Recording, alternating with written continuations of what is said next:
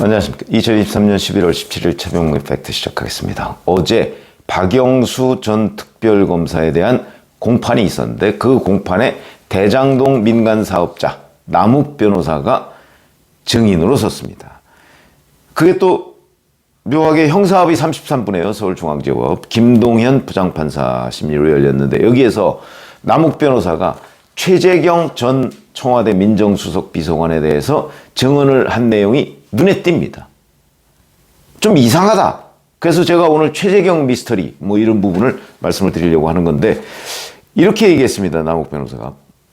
박영수 전 특검의 영향력 행사로 대장동 민간업자들의 그 성남의 뜰 컨소시엄에 우리은행 참여가 확실시되니까 이재명 대표, 당시에 이재명 성남시장이죠. 여기하고 최재경 전 정무수석이, 전 민정수석이 부국증권은 제외해야 된다. 이런 의견을 냈다고 자기가 김만배 씨한테 들었다. 이렇게 얘기를 했어요. 그러면 이제 남욱 변호사한테 검찰이 이렇게 질문을 했죠. 박영수 전 특검이 이렇게 얘기한 이유가 뭐냐? 부국증권을 빼자고 얘기한 이유가 뭐냐? 그러니까 그건 성남도시개발공사에서 하는 이 사업의 부국증권이 아마 우일의 신도시 사업에도 참여를 했던 모양이죠. 근데 이어서 또 증권회사가 이어서 대장동 사업에도 참여하는 거야. 아마 연달아 참여하는데 부담을 느낀 것 같다. 이렇게 이제 그건 본인의 견해고 검찰이 그러면 박영수 전 특검뿐만 아니고 다른 사람도 부국증권을 빼야 한다고 했는데 기억이 나나? 이렇게 얘기하니까 남욱 변호사가 이재명 대표다. 이재명 성남시장이죠. 이렇게 얘기합니다. 그러니까 검찰이 최재경 전 수석도 있었느냐? 이렇게 질문하니까 남욱 변호사가 있었다고 얘기합니다. 자, 그러면 여기서 이제 우리가 의문이 생기는 건 왜 최재경 전 민정수석이 이 부국증권 빼자는데 일종의 자문역이죠. 자문역으로 왜 그 의견을 내야 하는 위치에 있었느냐? 도대체 그때 저는 뭐 그 아무리 이리저리 따져봐도 등장할 것 같지 않거든요. 그러면 결국 이제 김만배 씨하고 굉장히 친하다. 뭐 아마 이런 그 무슨 연을 맺고 있는 것으로 보입니다. 친해도 그냥 보통 친한 사이가 아니고 김만배 씨가 이걸 뭐 물어보면 그에 대해서 의견을 내고 뭐 이런 정도의 아주 친한 사이. 그랬기에 이 부국증권을 컨소시엄에 참여시키느냐 참여시키지 않느냐는 문제에 의견을 낼 수가 있었던 거죠. 그러면 대단한 역할이 있었던 것 아니냐. 대장동 사업에. 이렇게 우리가 충분히 짐작할 수 있는 남욱 변호사의 증언이죠. 그런데 그게 이제 미스터리 첫 번째라면 그게 이제 어저께 나온 미스터리라면 두 번째. 대장동 50억 클럽이라는 게 있습니다. 거기에 여러 명이 등장하죠. 박영수 전 특검도 그 중에 하나고, 뭐 권순일 전 대법관도 한 명이고, 김수남 전 검찰총장도 있고. 근데 거기에 최재경 전 민정수석도 있습니다. 이 정영학 녹취록이라는 걸 들어보면 김만배 씨가 정영학 씨나 남욱 변호사나 이런 사람들하고 50억 클럽에 대해서 얘기를 해서 그 50억짜리 몇 개지? 누구 뭐 막 이렇게 거론하는 중에 최재경이라는 이름은 빠지지 않고 등장합니다. 그러면 이 대장동에 박영수나 아니면 권순일이나, 권순일은 지금 재판거래 의혹을 받고 있는 사람이죠.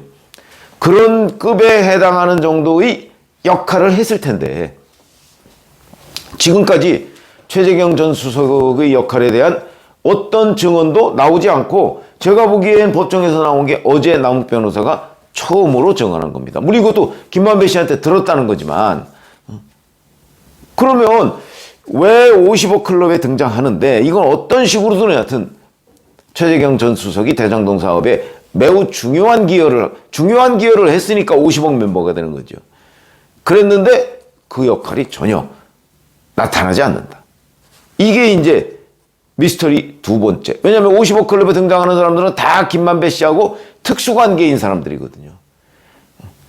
김만배 씨가 자기가 혜택을 받은 데 대해서 뭔가 그 사람들한테 금전적으로 보상을 할 것, 뭐 이것을 거론했다고 봐야 하는 게 이제 상식적이고, 꼭 그렇지 않더라도 김만배 씨가 적어도 비용으로 내가 이만큼을 썼다고 그 같은 업자들한테 설명하는데 동원된 이름 우리가 많이 양보해서 거기까지라도 된다. 그럴 정도로 친한 사이다. 그러면 이 역할이 틀림없이 있었을 텐데 그런데 아직까지 제대로 드러난 게 없다 하는 게 미스터리 2. 또 하나 있죠. 자, 50억 클럽은 굉장히 오랫동안 수사를 했습니다. 문재인 정부 검찰도 수사를 했고요. 윤석열 정부 검찰도 지금 출범한 지 얼마 됐습니까? 1년 6개월입니다. 근데 아무 데서도 손을 댄 흔적이 없습니다.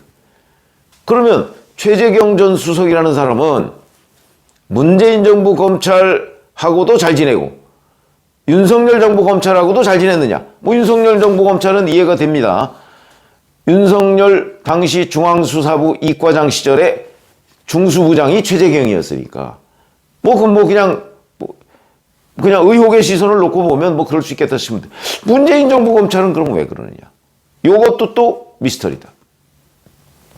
왜 성격이 전혀 다른 그 정권의 검찰들이 다 공통적으로 최재경에 대해서는 들여다보지도 않느냐 하는 것도 미스터리 중에 하나다. 이런 거고. 자, 또 하나가 있습니다. 최재경 전 민정수석이 등장하는 장면이 하나 있죠. 얼마 전에 문제가 됐던 최재경 이철수 대화록 조작된 거 리포액트라는 데인 허재현 기자가 누가 조작했는지 모르겠으나 그걸 보도를 했죠. 자, 리포액트가 물론 그렇게 많이 알려져 있는 매체는 아닙니다. 그러나 잘 아시다시피 어차피 이 업계 그렇게 넓지 않습니다. 그리고 리포액트가 보도를 하면 누군가는 그 보도를 봤을 겁니다. 그게 그냥 한두 명이 보고 끝나는 무슨 찌라시 같은 게 아니거든요. 매체이기 때문에 적어도 봤을 것이고 거기에 최재경, 이철수라는 사람이 이런저런 대화를 한다. 거기다 더군다나 대장동이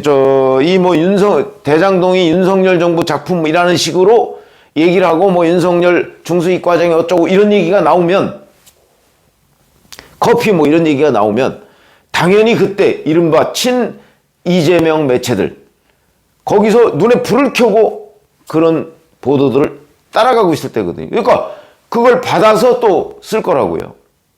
그게 3월 초 보도인데 그러면 이거 퍼져나가는 거는 하루도 안 걸립니다. 퍼져나간다는 얘기는 최재경의 귀에도 들어갔을 것이다. 당연히 들어가죠. 아니 이런 걸 했다면서 그러면 이게 조작된 거기 때문에 최재경 전 민정수석이 거기에 대해서 어떤 식으로든 입장을 밝혔어야 하는데 밝힌 흔적이 없다. 지금 밝힌 흔적이 없습니다. 얼마나 큰 미스터리입니까? 자기 대화록이 조작돼서 언론에 보도가 됐는데 본인은 아무런 입장을 밝히지 않았다. 지금 와서는 몰랐다고 얘기를 하는 모양인데 제가 아까 그 과정을 통해서 말씀을 드렸죠. 이건 모를 수가 없습니다. 누군가는 최재경 전 수석이 은둔 생활을 하기 전에는 누군가는 그걸 보고 최재경 전 수석한테 당신 목소리가 이렇게 최재경이라고 하면서 나오는데 맞냐? 어떻게 조치를 취해야 되는 것 아니냐? 대장동하고 무슨 관련이 있냐? 아마 이런 질문을 받았을 겁니다. 그러면 자기가 본인이 제일 잘 알 테니까 그 부분에 대해서 입장을 표명했어야 되는데 침묵했다. 그리고 지금 와서 모른다고 한다. 이 얘기는 제가 보건대는 그러면 최재경 전 수석도 사전에 이런 조작 사실에 대해서 어느 정도 인지를 하고 있었는가 하는 의문을 제3자가 제기할 수도 있다. 엄청난 미스터리죠. 최재경, 이철수 대화록의 이 최재경 목소리를 그 다른 보좌관이라는 친구가 대신해서 이 녹취록 자체를 조작했는데 그런데 어떻게 최재경 본인은 그에 관해서 몰랐느냐? 풀어야 할 과제다. 자, 그러고 보면 어제 박영수 전 특별검사의 재판에서 나온 남욱 변호사의 증언을 비롯해서 그동안에 50억 클럽이나 아니면 최재경, 이철수 녹취록이나 이런 데에 속속 등장하는 최재경 전 민정수석과 관련한 의문들, 이 의문들이 왜 끊이지 않고 나오느냐. 그러면 이건 정말 밀접한 관련이 있고, 그럼 이재명 당시 성남시장과 또 최재경 전 수석은 직접적인 관련이 없느냐? 단순히 그냥 김만배 씨를 통해서 연을 맺은 것밖에 없느냐? 이런 부분도 문제가 된다는 거죠. 그렇게 본다면 곳곳에, 그런데 그거를 문재인 정부 검찰도 윤석열 정부 검찰도 손대지 않고 있다. 이런 것들이 종합적으로 최재경 전 민정수석과 관련한 수많은 연결고리들이 하나도 지금 풀리지 않고 있는 것이다 하는 점에서 제가 미스터리를 얘기를 하는 거고요. 자, 지금부터라도 사실은 뭐 검찰도 의심을 받지 않으려면, 더군다나 최재경 전 민정수석의 지휘하에 있던 윤석열 대통령 당시 총수 이과장, 부장과 과장 이렇게 있었기 때문에 더 많은 의문을 사기 십상입니다. 55클럽에도 등장하고요. 최재경 전 수석의 대장동 역할, 이에 관한 규명이 필요하다, 이런 말씀을 드리는 겁니다. 고맙습니다.